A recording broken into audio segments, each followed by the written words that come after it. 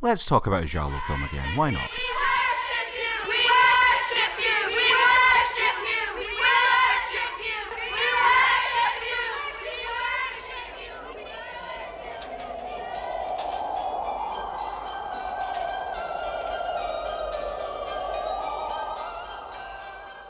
Horror lends itself to some truly wacky ideas, and while Japan will always out-weird the world in everything, including horror films, Italian horror has to be the runner-up in that category.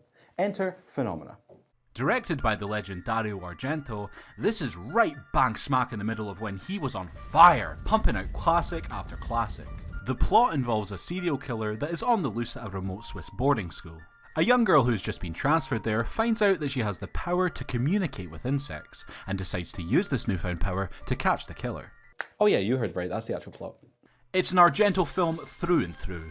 The awkward, harsh violence, the smooth, inventive camera work, and calm moments of tension where the film breathes a character's dying breath as the only diegetic sound. One thing that is clear instantly is the acting is atrocious. I mean, it is really bad. Even Donald Pleasance, who's usually so reliable, just walks his way through the material. But he looks Oscar-worthy next to some of the kids in this movie.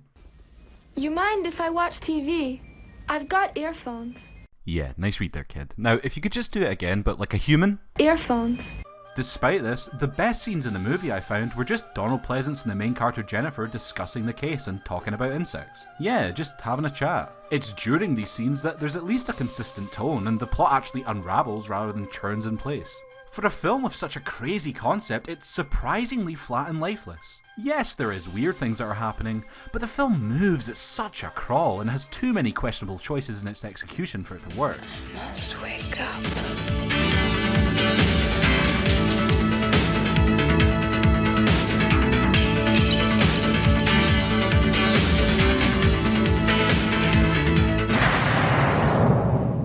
You think the plot's mental? The soundtrack matches that strangeness to a T with Argento's usual band, Goblin.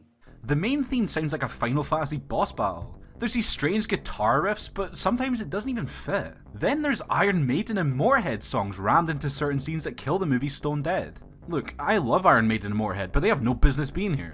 There's one death scene done to Iron Maiden's Flash in the Blade with a girl wandering around with a light that could have been genuinely frightening.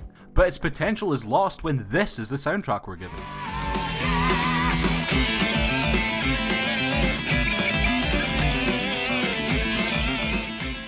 The whole film is like this. It's shot like it should be an atmospheric chiller, but the soundtrack just goes guns blazing, and personally, I'm not a fan. The movie just feels muddled. There's too much going on and most of it is confusing. We got the insect powers, a killer running round, the school having issues with Jennifer, Donald Pleasance and his plans, and I ain't even talked about the monkey yet. Yeah, one of the supporting characters is an ape, a chimpanzee. And you know what? He's probably the best character in it. He can at least act. I believe he's a chimpanzee. Outside. And who, may I ask, put it out there? I don't want you ever.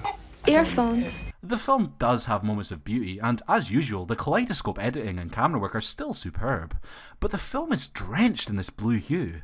It means there's not much variety to what we see on screen. It's either a school or a hospital. It's just white walls and blue accenting. Also, I understand that the movie was butchered down to 83 minutes to be released as Creepers internationally, but in the version I watched, which is the 1 hour and 50-minute Amazon Prime version, there's sections where the film just suddenly dubbed in Italian. And it's not like a few scenes in the last 25 minutes either. There's entire conversations that suddenly become Italian and the subtitles don't work. Why didn't you open the door? What were you doing? Did you take the pill? Non devi no! Non devi telefonare a nessuno, hai capito? It was really frustrating, and it turns out it's a version that was released under entertainment with scenes not featured anywhere else. It was released without subtitles! Film's got more versions than Blade Runner, good grief. Phenomena is a victim of its own absurdity. It just seems confused without a consistent style or main narrative goal.